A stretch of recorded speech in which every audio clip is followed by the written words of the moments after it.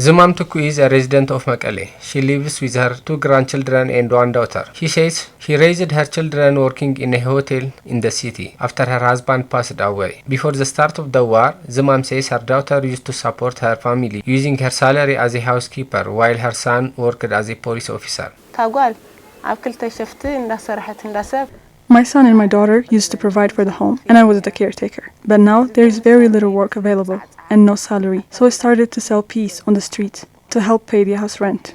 Zumam says that months earlier, her and her family had been forced to sell most of their belongings just so they could afford food.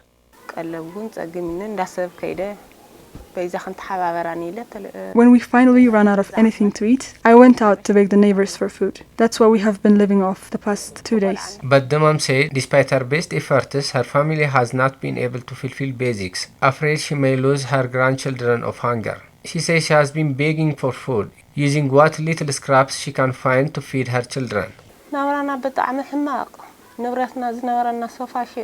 We were forced to sell our sofa, our television, and our electronic stuff for less than half the price, just to buy food that would last us a few days. Zumam says her and her family are desperate and frustrated that they cannot work, and have been forced to sell items accumulated over years to fulfill basic items.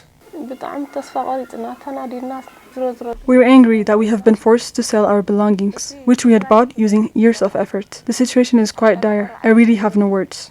The almost year-long siege on Tigrai has made many desperate and unable to fulfill basic needs. Zumam is just one of the millions desperately seeking assistance to help her and her family get by on this rainy day.